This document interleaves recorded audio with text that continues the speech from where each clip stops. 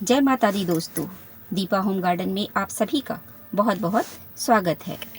दोस्तों, आज जिस मैं फ्लावर को प्लांट को आपसे शेयर कर रही हूँ वो सभी आम भारतीय घरों का एक खास ही प्लांट है दोस्तों, पौधा है, फ्लावर है, जो सभी आम भारतीय घरों में हमें मिल ही जाता है। और वह पौधा है दोस्तों, वह फ्लावर है पर्सलेन या फिर पोर्चुला का, जिसे हम 9 बजिया, 10 बजिया या फिर ऑफिस टाइम भी कहते हैं, क्योंकि यह फ्लावर सुबह के समय ही खिलता है दोस्तों। सुबह सुबह ही खिलता है और भारी गर्मी में बहुत अच्छे से खिलता है। और दोस्तों, आप सभी इस फ्लावर से परिचित ज़रूर होंगे।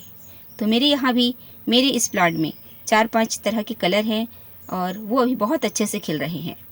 पर कुछ पौधों में अब फूल कम आ रहे हैं, पत्तियाँ तो हैं, पौधा हेल्थी ग्रोथ कर रहा है, वह फ्लॉरिंग कम हो रही है।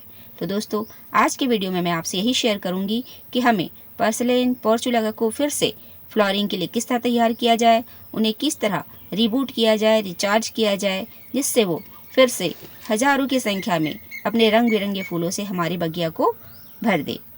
और ये ऐसा प्लांट है दोस्तों जो इसके फ्लावर बहुत ही छोटे छोटे होते हैं पर बहुत अधिक संख्या में खिलते हैं और बहुत अच्छे से हमारे गार्डन को डेकोरेट भी करते हैं। तो दोस्तों देखिए, इसे मॉस रोज भी कहा जाता है, इसका एक नाम मॉस रोज भी है। तो मेरे यहाँ इसमें 3-4 तरह के कलर हैं जिससे मैंने आपसे शेयर किया है। इसमें रेड है, वाइट है, पिंक है और शेडेड में भी 2-3 तरह के कलर हैं दोस्तों। और ये पर्सलेन है जिसकी फ्लॉरिंग अब रुक सी गई है। इसने भी बहुत अच्छे फ्लॉरिंग की है और अभी भी इसमें रुक रुक कर फ्लॉरिंग हो ही रही है। 2-4 फूल इसमें खिल ही रहे हैं दोस्तों, पर हाँ, अब यह प्लांट थोड़ा कम फ्लावर दे रहा है हमें। तो आज मैं इसी प्लांट पर, इस पॉट पर काम कर रही हूँ जो आपसे शेयर करती हूँ। तो चलिए दोस्तों, चलते हैं अपने वर्क पर। तो देखिए, पर्सलेन हमारा कितने अच्छे से हेल्थी ग्रोथ पर है, इतनी लंबी लंबी ब्रांचेस हो गई हैं, अच्छी फ्लॉरिंग हुई है। और अब मैं आपको दिखा रही हूँ इसके सीड। इसमें फ्लॉरिंग के बाद पॉलिनेटर की वजह से बहुत अच्छे सीड पॉट बन गए हैं। लेकिन दोस्तों, जैसे ही सीड पॉट बनता है, हमारा प्लांट फ्लॉरिंग करना रोक देता है या फिर कुछ कम कर देता है, क्योंकि वह अपनी सारी ऊर्जा उस सीड को ग्रो करने में लगाता है, जिससे वो फिर से एक नया प्लांट बना सके। तो नेचर इसी तरह काम करती है दोस्तों। पर हमें अपने प्लांट पर, अपने पॉट्स में, अपने गार्डन में लगातार फ्लॉरिंग चाहिए होती है। तो इसके लिए हमें इस पर कुछ वर्क करना है, जिससे हमारा यह प्लांट फिर से हेल्थी ग्रोथ करेगा, साथ ही फ्लॉरिंग भी करेगा। तो दोस्तों, इसके लिए सबसे पहले और इजी वे है, सबसे पहला काम है कि आप इसकी प्रूनिंग कर दें। और यह प्रूनिंग थोड़ी हार्ड ही होती है, क्योंकि हम इसमें प्लांट को पूरा आधा कट करते हैं। यानी क्योंकि यह प्लांट 1 बार 2 बार बहुत अच्छे से फ्लावरिंग कर चुका है, तो अब हम इसे आधा काट देंगे। यानी इसकी ब्रांचेज जो बहुत ही लैगी हो गई थी, लंबी सी हो गई थी, पतली पतली हो गई थी और इधर उधर डोल रही थी, उन्हें हमें कट करना है, जिससे नीचे की जो ब्रांचेस हैं वो हेल्थी ग्रोथ करें, वो स्ट्रॉन्ग बने और उनमें नई नई शाखाएँ आएँ, ब्रांचेस आएँ और उन ब्रांचों में फिर दोस्तों ढेर सारी फ्लॉरिंग होगी। तो देखिए, जैसे मैं भी ऊपर की सारी ब्रांचेस को लगभग मैंने अपने प्लांट को, इस प्लांट को आधा कट कर दिया है। और अब हमारा पौधा कुछ बहुत ही हेल्दी लग रहा है दोस्तों। तो इस तरह करने से प्लांट हमारा बच जाएगा। और इस तरह से केयर से प्लांट में बहुत सारे जो कीट मकोड़े लगते हैं, कीड़े लगते हैं, वो भी, उनसे भी हमारा यह प्लांट बचा रहेगा। तो ये काम सबसे पहले कीजिए आप कि अपने प्लांट की प्रूनिंग कर दीजिए, उसे हाफ कट कर दीजिए। और देखिए दोस्तों, मेरा यह प्लांट बहुत ही भुरभुरी सॉइल में लगा हुआ है। वैसे भी पर्सलेन पोर्चुला को कोई विशेष सॉइल मिक्स की आवश्यकता नहीं होती है। आप सॉइल, सैंड और कंपोस्ट को इक्वली मात्रा में लेकर इसे ग्रो कर सकते हैं। और मैंने भी इसे इसी तरह से ग्रो किया है। पॉट में मैंने नीचे बहुत अच्छी मात्रा में पत्ते डाले हैं और ऊपर थोड़ी सी सॉइल मिक्स मिलाकर मैंने इन्हें, इसकी कटिंग ग्रो की थी, जो अब बहुत अच्छे प्लांट बन गए हैं। देखिए आप, तो नीचे मेरा लीफ कंपोस्ट बन रहा है दोस्तों, और ऊपर सॉइल डला है और सॉइल की मात्रा थोड़ी ही है। और यह हम इस प्लांट पर कर सकते हैं क्योंकि इस प्लांट की जड़ें बहुत अधिक नीचे तक नहीं जाती हैं, ऊपर ऊपर रहती हैं। तो आप इस प्लांट को किसी भी कंपोस्ट के साथ लगा सकते हैं। यानी नीचे हमारी कंपोस्टिंग होती रहेगी और ऊपर यह प्लांट ग्रो होता रहेगा। अगली केयर जो मैं इसमें कर रही हूँ दोस्तों, क्लीनिंग की। इस प्लांट में बीच बीच में बहुत सारे वीट घास वगैरह उगाते हैं और प्लांट हमारा घना होता है, सो हमें उसकी जानकारी नहीं होती है। तो आप गमले की सफाई लगातार करते रहें, बीच बीच में करते ही रहें। और देखिए इसमें वीड वगैरह निकल आई है जिसे मैं हटा रही हूँ।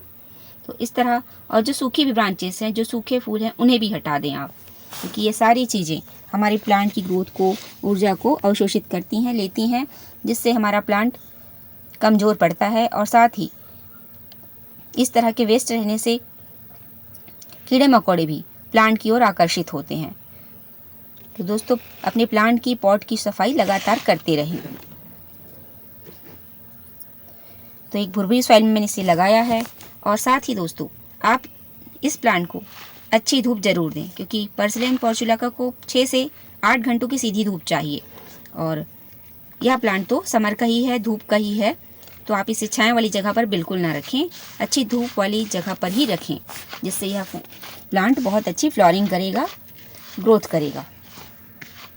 आगे है दोस्तों, इसमें मैंने अच्छी एक सॉइल मिक्स में मैंने इसे लगाया था, पर लगातार वाटरिंग से सॉइल के पोषक तत्व, मिट्टी के पोषक तत्व बह जाते हैं दोस्तों।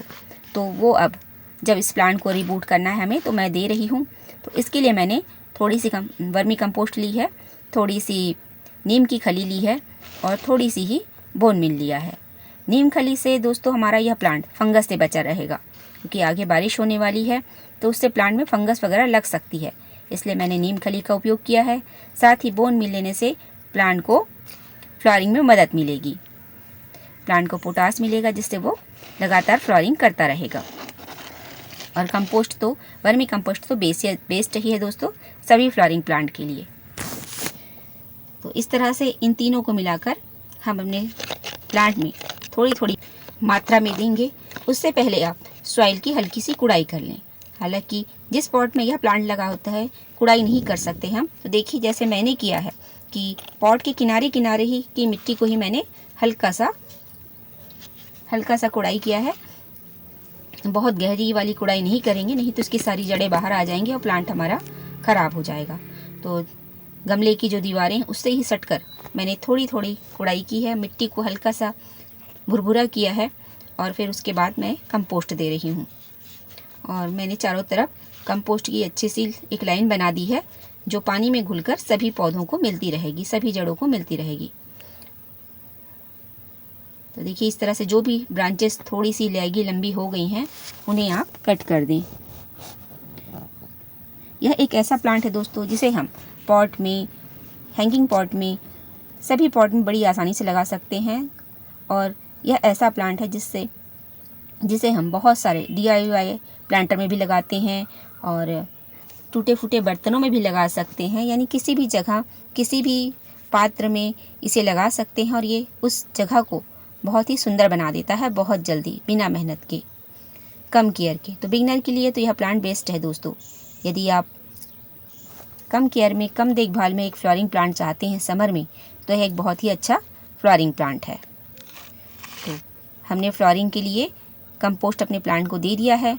अब मैं एक लिक्विड फर्टिलाइज़र भी आपको बता रही हूँ, शेयर कर रही हूँ, जिसे डालकर हम इस प्लांट को और भी जल्दी रिचार्ज कर सकते हैं। तो दोस्तों वह फर्टिलाइज़र है, देखिए ये 1 मग मैंने पानी लिया है, और ये है दोस्तों ऑर्गेनिक DAP और पोटाश है। तो इस तरह 1 मग पानी में मैंने 8 से 10 ये दाने ही लिए पोटाश के और ऑर्गेनिक DAP के। ये ऑर्गेनिक ही है ऐसा बताया गया, तो इसका यूज़ मैं बहुत कम करती हूँ, कुछ ही पौधों में करती हूँ जिनमें पर्सिलेन है। तो इसे डालकर मैंने 1 मग पानी में घोला और आधा मग पानी ही मैंने इस पॉट में दिया है। और वो क्लिपिंग मुझसे मैं नहीं ले पाई दोस्तों, तो मैं आपको इसमें बता रही हूँ कि इस तरह से देखिए इसमें आधा मग ही पानी बचा है, तो आधा मग पानी मैंने इसमें डाल दिया। तो इस फर्टिलाइज़र की थोड़ी सी मात्रा ही हमें प्लांट को चाहिए, क्योंकि ये इजी ग्रो प्लांट है, इसे बहुत अधिक फर्टिलाइज़र की आवश्यकता नहीं होती है। पर कभी कभी हमें कुछ फर्टिलाइज़र इन्हें देना होता है, जिससे हम जल्दी से इनमें फ्लावरिंग पा सकें। तो दोस्तों इस तरह से यह लिक्विड फर्टिलाइज़र आप थोड़ी थोड़ी मात्रा में अपने सभी पर्सिलेन पोर्चुलाका मॉस रोज में दीजिए जिनमें फ्लावरिंग नहीं हो रही है, रुक गई है या फिर कम हो रही है। और देखिए आने वाले दिनों में इस तरह से उनमें भरपूर फ्लावरिंग होगी। और आगे एक ज़रूरी टिप्स यह है दोस्तों कि आगे आने वाले दिनों में बारिशें होंगी, सो आप इसे समय समय पर चेक करके वीकली नीम ऑयल का स्प्रे ज़रूर कर दें, जिससे इनमें मिलीबग की समस्या नहीं होगी। तो दोस्तों कैसी लगी ये पर्सिलेन पोर्चुलाका की शेयरिंग, प्लीज़ कमेंट्स करें। दीपा होम गार्डन में पहली बार आए हैं तो प्लीज़ चैनल को ज्वाइन करें, लाइक करें, शेयर करें, कमेंट्स करें दोस्तों। बेल आइकन को प्रेस करें जिससे आने वाली वीडियो की नोटिफिकेशन आपको पहले मिले। तो दोस्तों हम फिर मिलेंगे किसी नए विषय के साथ, किसी नए प्लांट के साथ, किसी नए फ्लावर के साथ। तब तक हैप्पी गार्डनिंग।